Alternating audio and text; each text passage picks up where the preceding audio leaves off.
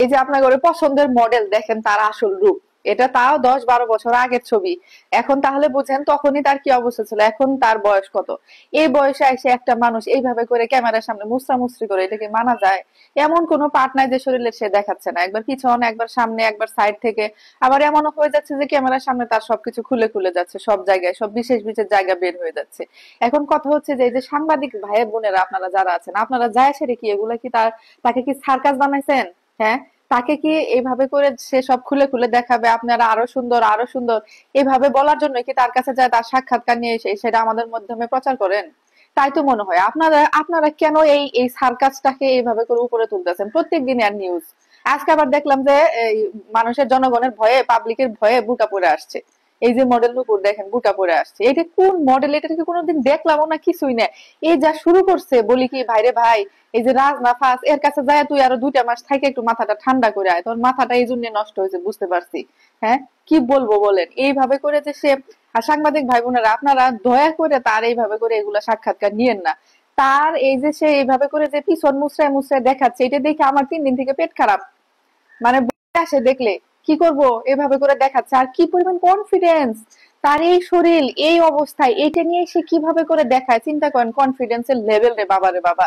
এই মানে তার যে সমস্ত জিনিসগুলো সে দেখাচ্ছে এর চেয়ে তো মানে কি বলবো, এরকম জঘন্য জিনিস এত কনফিডেন্সের সাথে সে দেখায় কিভাবে?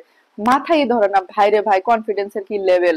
যাদের কনফিডেন্সের অভাব তারা এর কাছ থেকে একটু কনফিডেন্স নিও, দেখো এই যে কি করে। তোমরা তো এই যে যায় সেটা জামাইয়ের সামনে তোমরা শরমে বাঁচো না, আর এই দেখো এই মহিলার অবস্থাটা দেখো কি করতেছে না করতেছে।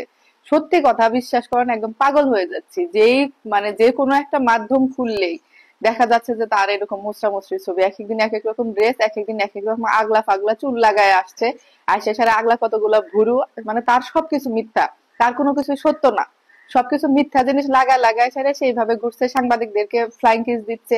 এর মধ্যে আবার দেখলাম আরেক কাহিনী, এই যে বর্ষা চৌধুরীর যে কথিত জামাই আকাশ নিবিড়, এই আকাশ নিবিড় দেখে যে তার সাক্ষাৎকার নিতে গেছে, চিন্তা করা যায়। সব একদম এক দলের মানুষ একসাথে হয়েছে, এগুলো সব এক দলের এক ধাঁচের মানুষ না হলে। এখন বলি কি যে আকাশ নিবিড় যে সাক্ষাৎকার নিতে গেছে, এইবার সাংবাদিকরা একদম তালে তালে পড়ছে। এই পাশে হয়েছে ওই যে 12 বিয়া করা বর্ষা চৌধুরীর বউ আকাশ নিবিড়, আর এই পাশে হয়েছে এই মডেল নুপুর। এই মডেল নুপুরে কতগুলা বিয়ে হয়েছে নাকি, এটা অবশ্য বিয়ে সে লাগে না এদের, আবার বিয়ে কিসের বুঝেন না, দেখেন না বিয়ে ছাড়াই বলে যে ঢাকা শহরে সবগুলা হোটেলে থাকা শেষ। এখন আবার কয়দিন থেকে থাকতে পারতেছে না বলে তো মাথাটা এমন পাগল হয়ে গেছে, বুঝেন না আপনারা? আর সাংবাদিক ভাই বোনেরা এগুলা দেখায় না দয়া করে আপনারা, তার মধ্যে পাইছেনটা কি, তার মধ্যে আছেটা কি? যদি একটু একটু সুন্দর টুন্দর হতো তা একটা কথা, মডেল বলা যাইতো। এই কোন ধরনের মডেল? হ্যাঁ, দেখেন তো এমন সব হাত পা সিফা সাফার এমন সব কালি পড়ে গেছে সব জায়গায়। বয়স হইতে হইতে 50 বছরের উপরে উঠে গেছে, মাথার চুল একটাও নাই, সেজন্য সে এরকম করে আগলা চুল লাগায় ঘুরে। আর আপনারা সেগুলাই দেখাচ্ছেন, আবার জিজ্ঞেস করেন আপা আপনার চুলের দাম কত? আবার সে আবার গর্বের সাথে উত্তর দেয় যে মধ্যবিত্ত একটা ঘরের বাসা ভাড়ার সমান, 3 মাসের বাসা ভাড়ার সমান। চিন্তা করেন। হ্যাঁ, এগুলা দেখেন না প্লিজ।